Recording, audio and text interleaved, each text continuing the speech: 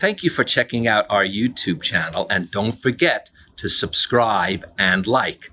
And please visit us at barrykibrick.com, where you'll see all the ways that you can become a patron of our mission and help us continue to build a community of seekers who quest for knowledge, information, and most importantly, wisdom.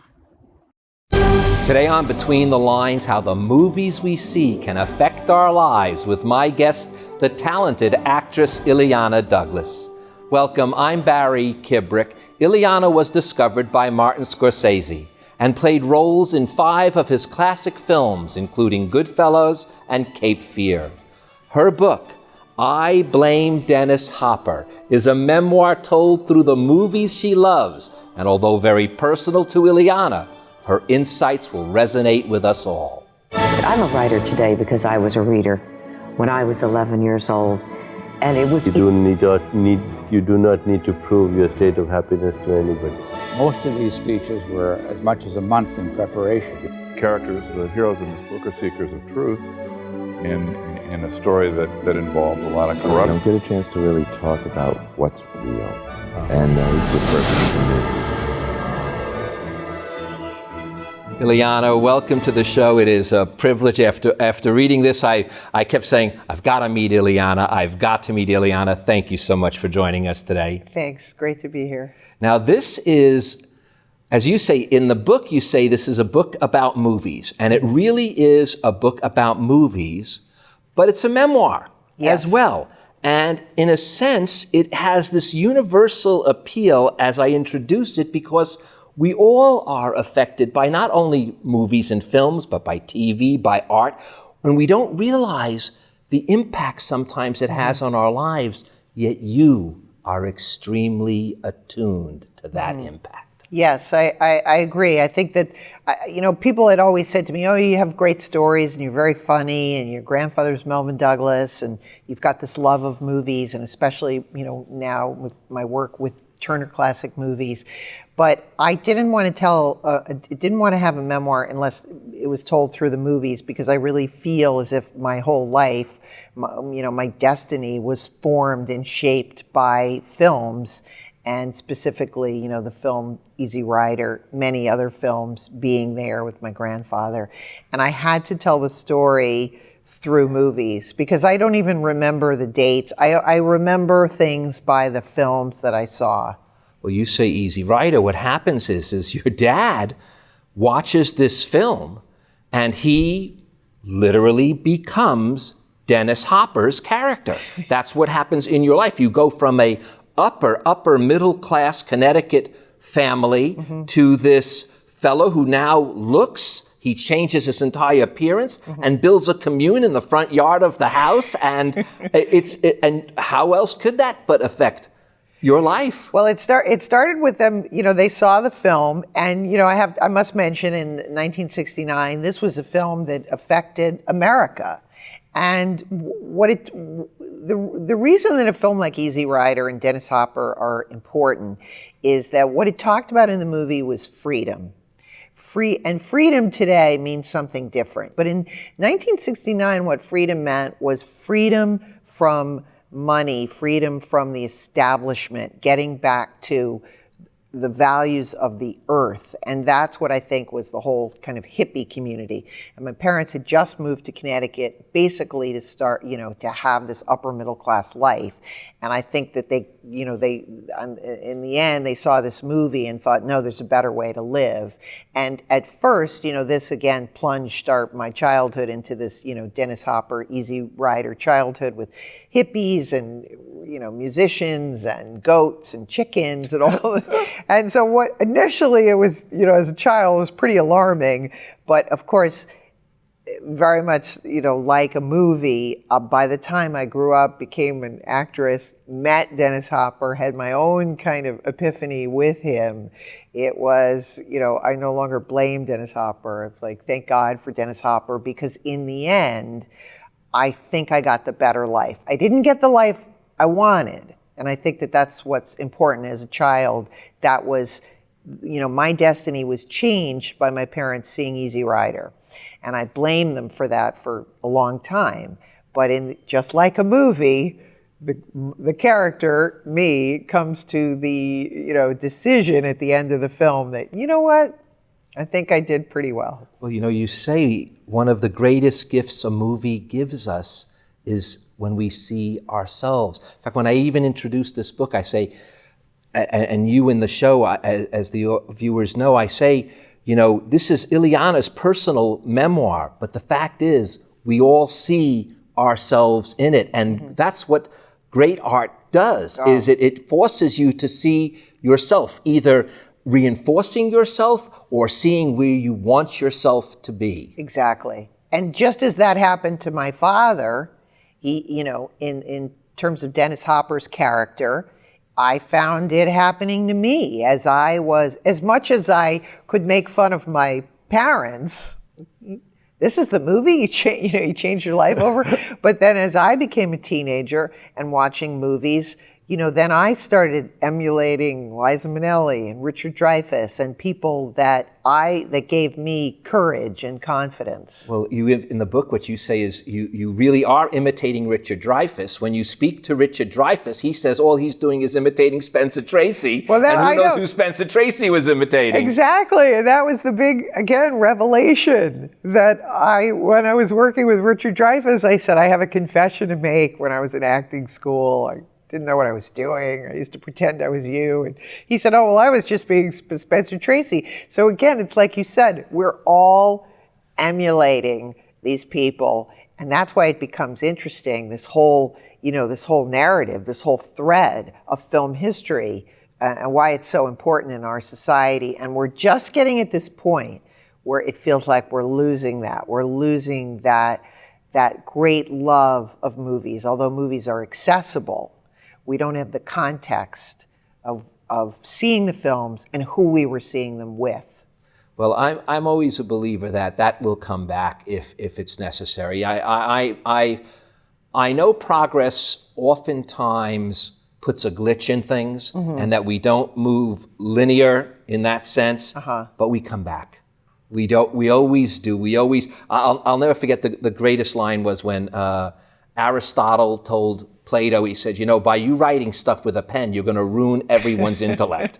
So, it really, we think we're losing something, but in the long run, it'll come back. The ease of being able to, in fact, I think it is Packard's son, David Packard, is now creating the greatest collection of celluloid and storing it properly so people can still view it. But isn't there that sense memory, though? Because, I devoted a whole chapter to drive-ins. And drive-ins for me were not only the film, they were a social experience. It was where kids got together, to be away from their parents and watch movies that they weren't supposed to be seeing, with a lot of nudity and kind of discovering things on their own.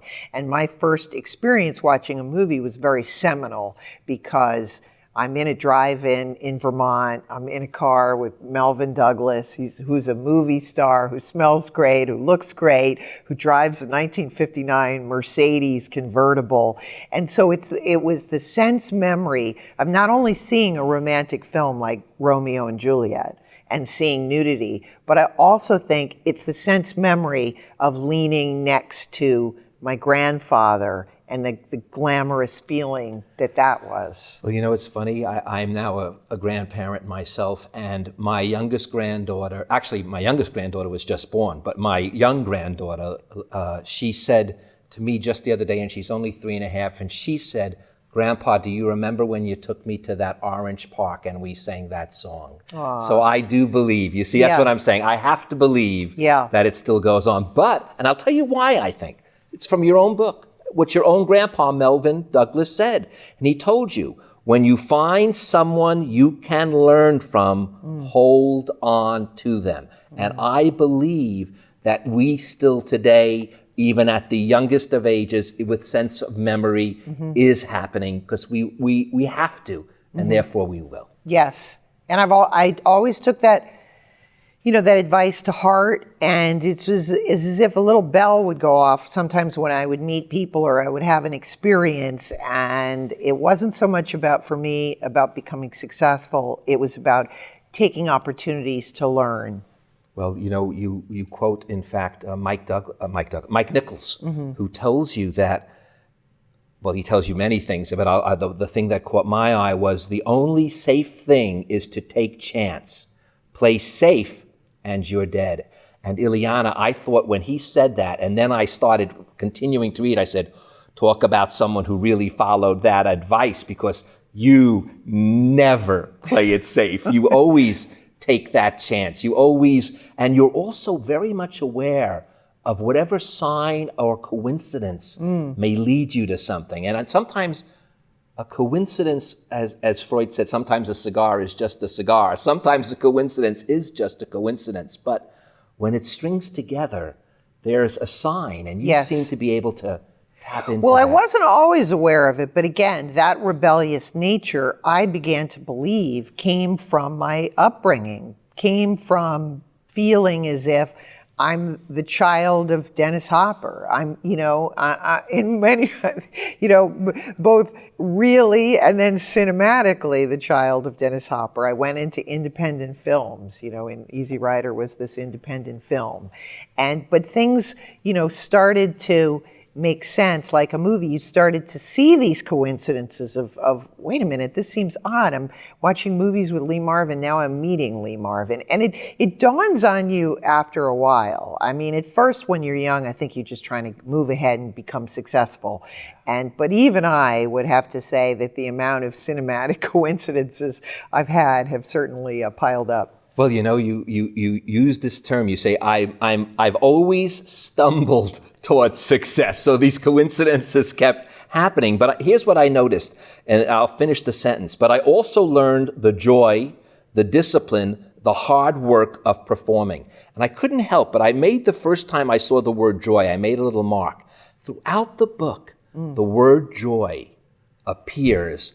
And there's something about that only now I'm beginning to even realize its importance. To do things with joy makes all the difference in the world. And you always did it with joy. Maybe you had to fight through depression. I don't know. Maybe you had to struggle through anxiety.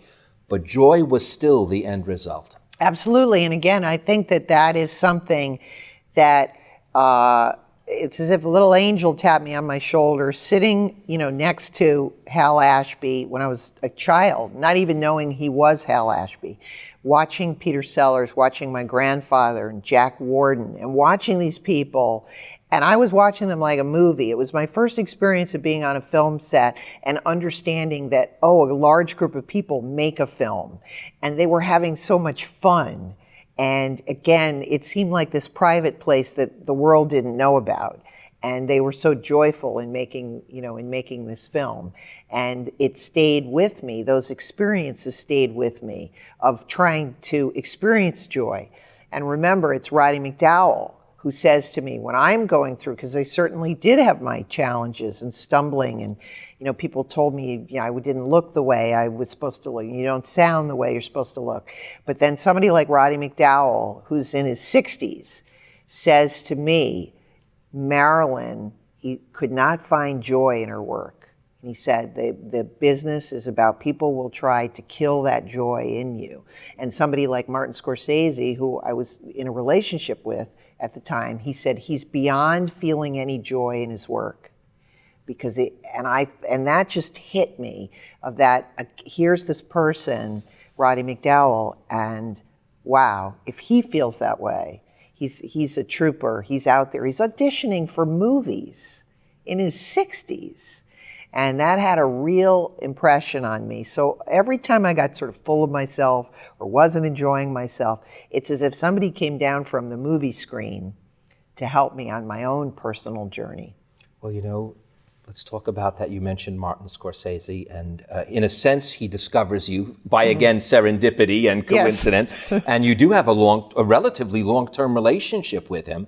And he says this thing that I think sums up, after reading this, a lot about you. It says, And he says, I think the problem you're going to have in your career is that you're always going to be more interesting than your material. And as I was reading this, I said, my gosh, Illeana really is more interesting. I could see how that's hard to cast someone even. And yet you've been in many films and in some of his greatest films, from Goodfellas to Cape Fear to all these others.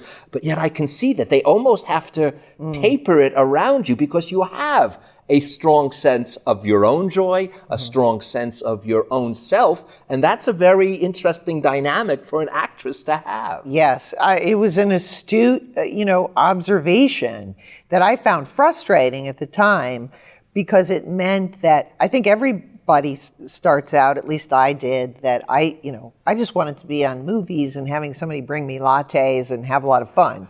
But it's like, no, Illeana, your life is going to be all about learning a lot of things, struggling, possibly expressing something more, because I think of myself as a very lazy person. I just, I climb. Oh, that's hard. That is hard. Well, it's not hard to believe that a person would think of themselves that way, because we don't oftentimes really think of ourselves the way we are. I know many of the thoughts of myself when I tell them to my wife or my son. They go, you've got to be kidding me. You're just the opposite.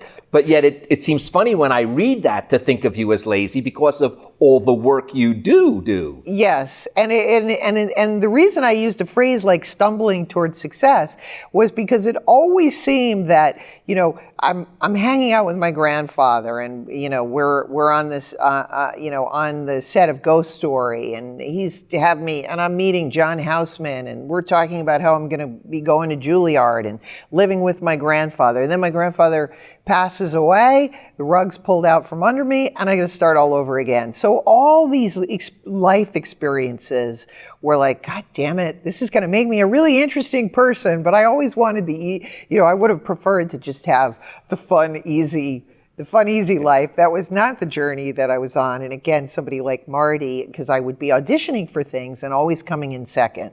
But it led me to develop my own material. One of the things you love is, as you say, when you're watching a film and you feel the director knows you, even if you're just viewing it. And one of them that really does seem to know you is Gus Van Sant. And one of the things he instilled to you is the importance of trust. But he said this because, again, I think he was aware of that uniqueness.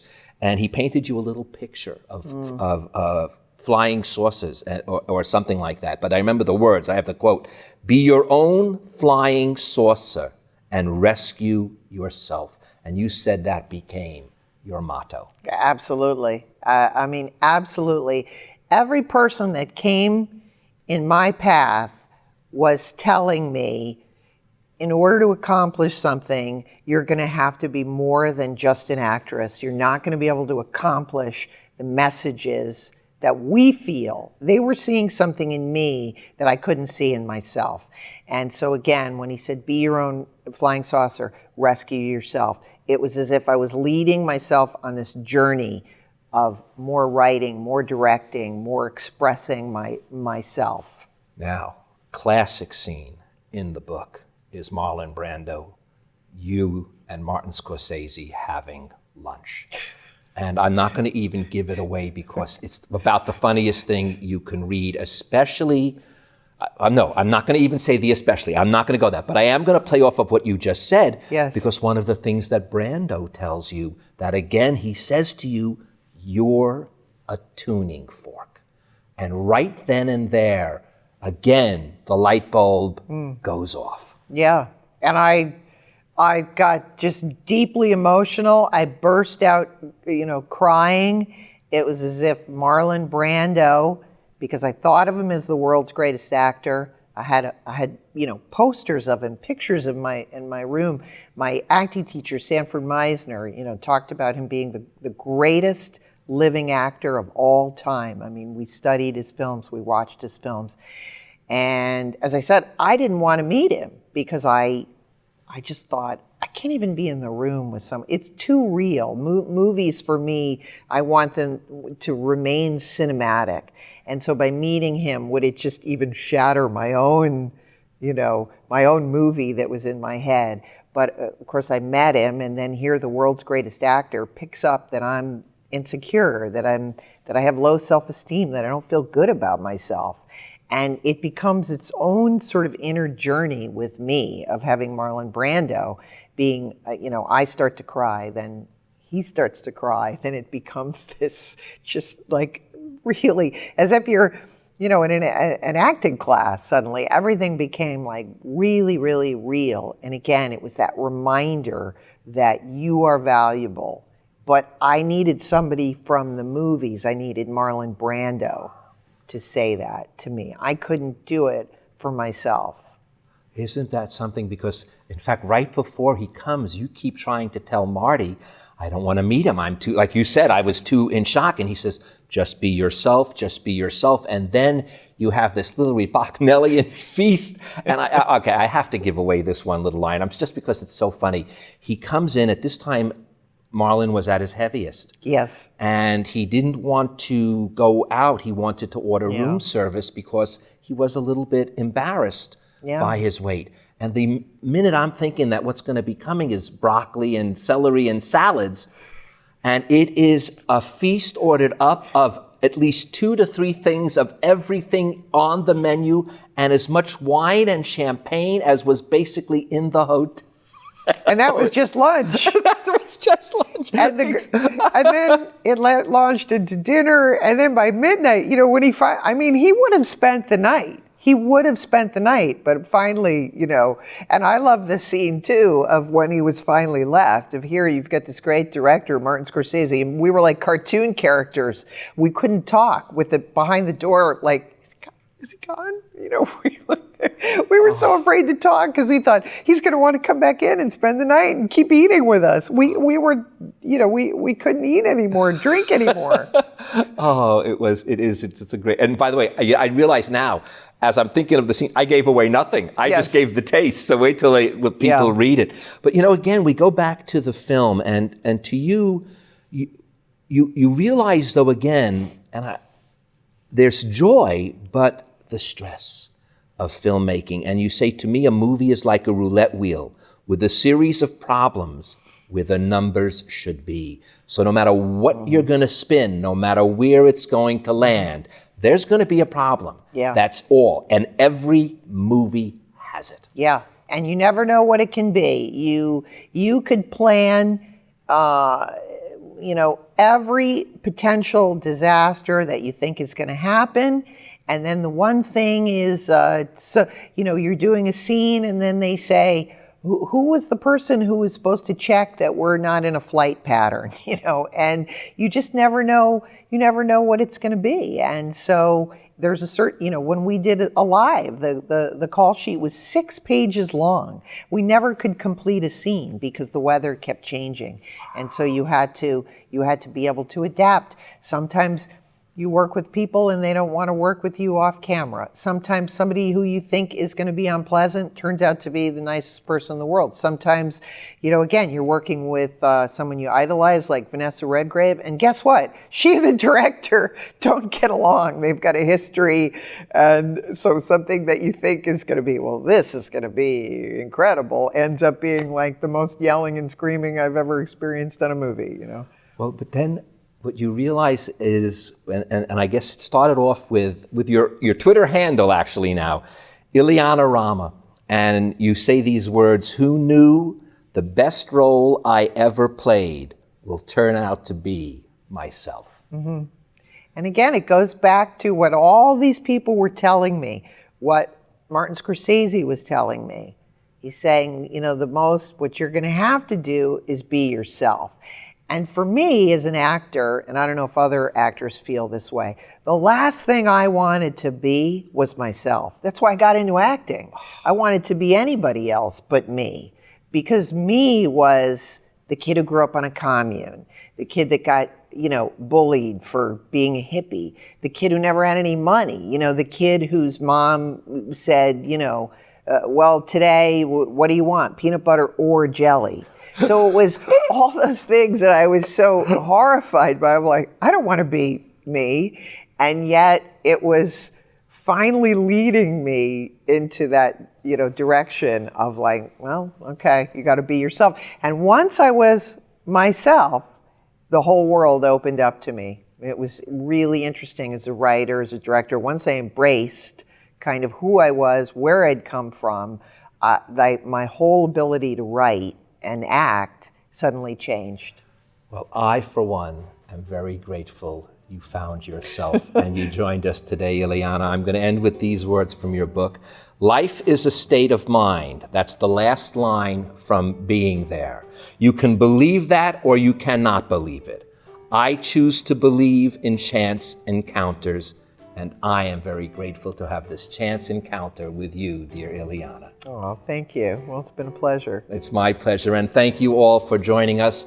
Now, before Illeana leaves, I'd like to leave you with these few more words from I Blame Dennis Hopper and other stories from a life lived in and out of the movies. A show is a show is a show. All that was left of it were the echoes of the applause. If you could somehow keep that sound, that joy, as we spoke about earlier, to remind you of why you're put on the planet, it's to entertain people and to make them happy for just a little while. I'm Barry Kibrick. Between a life lived inside or outside of the movies, we are all put on this planet to make people happy, even if it is just for a little while. Thank you so much, Illeana. Oh, thank you.